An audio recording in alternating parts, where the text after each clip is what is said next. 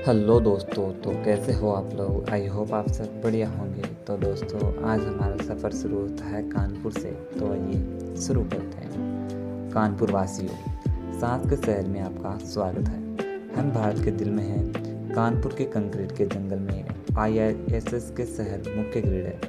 यहाँ का इतिहास प्राचीन काल से लेकर स्वतंत्रता संग्राम तक कानपुर ने हर चुनौती का सामना किया है। तैयार हो जाइए, क्योंकि कानपुर की कहानी आप कभी नहीं भूल पाएंगे। हमारी यात्रा सदियों पहले शुरू होती है, जब कानपुर को कानपुर कहा जाता था। किंवदंती थी कि इस शहर को एक राजा ने अपने बहादुर योद्धा को उपहार में दिया था। समय के साथ गंगा के तट पर बसा यह शहर एक महत्वपूर्ण व्यापारिक केंद्र के रूप में उभरा। 1857 का एक ऐसा वर्ष जो इतिहास में आग और रोष के साथ अंकित है। कानपुर भारतीय विद्रोह का केंद्र भी बिंदु है। हम ऐसी जगहों का पता लगाएंगे जहां इतिहास खून से लिखा गया था, जहां नाना साहब और रानी लक्ष्मीबाई ने आज़ादी की लड़ाई लड़ी थी। जी हाँ दोस्तों, विद्रोह के बाद कानपुर के लिए एक नया युग शुरू हुआ। कारखाने खुले, कपड़ा और चमड़े का सामान बनाया गया, जिसने कानपुर को एक जाना माना नाम बना दिया। हम देखेंगे कि कानपुर औद्योगिक धड़कन कैसे शुरू में उभरा और इसने अपनी किस्मत खुद लिखी। अंग्रेजों ने अपनी विरासत पत्थर और स्टील में छोड़ी। कानपुर का शिक्षित भव्य औपनिवेशिक युग की इमारतों से भरा पड़ा है। हर इमारत पर एक बीते हुए की कहानी लेकर आती है। कानपुर मेमोरियल चर्च से लेकर एलिंगेट ऑल सोल्स कैथेड्रल तक हम उस काल की वास्तुकला की भव्यता को देखेंगे, ज्ञान जो कि उसकी ज्ञान की शक्ति है, और कानपुर ने इसे पहले ही समझ लिया था। हम जानेंगे कि high court, Butler technical university और आईआईटी कानपुर की स्थापना कैसी हुई। ये शिक्षावादियों की शिक्षा के केंद्र नहीं थे, बल्कि आने वाली पीढ़ियों को सशक्त बनाने के लिए थे। विश्व युद्धों ने भले ही भारतीय तटों पर कब्जा कर लिया हो, लेकिन उनका असर कानपुर की सड़कों पर भी महसूस किया गया है। हम शहर में हमारे प्रयासों के मुख्य योगदान को उजागर करेंगे। सैनिकों की आपूर्ति से लेकर आवश्यक वस्तुओं तक उत्पादन तक, यह लचीलेपन और बलिदान की कहानी है। चमड़ा और करघे कानपुर की अर्थव्यवस्था की रीढ़ है।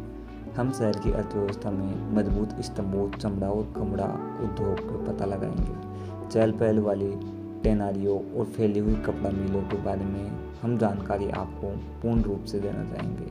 तो आइए बनाए जो शुद्ध राष्ट्रीय पुरुषों को पहुँचे ग्रीन पार्क, जहाँ क्रिकेट के दिग्गज बनते हैं। भारतीय पुरुष क्रिकेट केवल एक खेल नहीं है, यह एक जुनून है। हम उस पिच पर खड़े होंगे जहाँ महान खिलाड़ियों ने शानदार प्रदर्शन किया है, जहाँ हर बाउंड्री और क्रिकेट रोमांच से भरपूर है। गंगा को वश में करना, गंगा बैराज।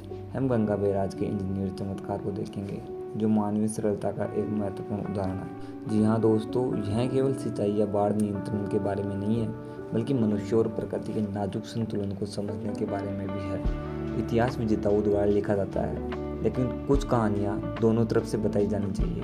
1857 में हम विद्रोही नेता नाना साहब और कानपुर की घेराबंदी की दुखद घटनाओं का पता लगाएंगे। यह साहस, विश्वासघात और स्वतंत्रता के गहरे घावों की कहानी है। 1997 भारत ने औपनिवेशिक शासन की बेड़िया और स्वतंत्रता की धूप में कदम रखा। हम देखेंगे कि स्वतंत्रता ने कानपुर को कैसे प्रभावित किया और शहर ने नई चुनौतियों के लिए कैसे खुद को डाला। कभी कानपुर के औद्योगिक कौशल का प्रतीक मेहती टेक्सटाइल्स मिल था, अब यह खामोश है। हम इस एक बात पर संपन्न उद्योग के पतन के कारणों और शहर की अर्थव्यवस्था पर इसके प्रभावों की जांच करेंगे। लेकिन यह लचीलेपन की कहानी भी है। एक ऐसा शहर जो समृद्धि के लिए नए हिस्सों की तलाश कर रहा है। नवाचार की भावना जिसके साथ कानपुर का औद्योगिक उत्थान हुआ है, आज भी जीवित है। हम शहर के आधुनिक विकास, बुनियादी ढांचे की परियोजनाओं से लेकर तकनीकी और आध्यात्मिक तक का पता लगाएंगे। कानपुर अपनी पिछली उपलब्धियों से खुश नहीं है, यह लगातार विकसित हो रहा है, नए विचारों और उद्योगों को अपना रहा है, और इतिहास के सामने कानपुर का दिल और आत्मा इसके लोगों को उनकी जीवन संस्कृति है। होली के हर्षोल्लास से लेकर दिवाली के आध्यात्मिक उत्साह, मुंह में पानी लेने वाले स्ट्रीट फूड से लेकर जटिल शिल्प कौशल तक, हम कानपुर के असली सार का अनुभव करेंगे।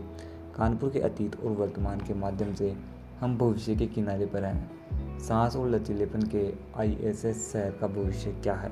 हम 21वीं सदी में कानपुर की प्रतीक्षा कर रही संभावनाओं और चुनौतियों को पता भी लगाएंगे।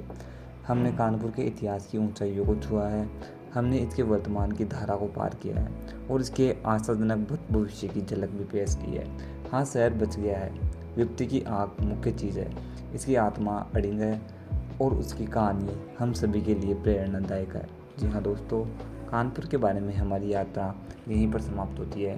तो काइंडली अपने वीडियो को लाइक कर ले, अपने वीडियो को शेयर कर ले एंड अपने चैनल को सब्सक्राइब करना ना भूले। धन्यवाद।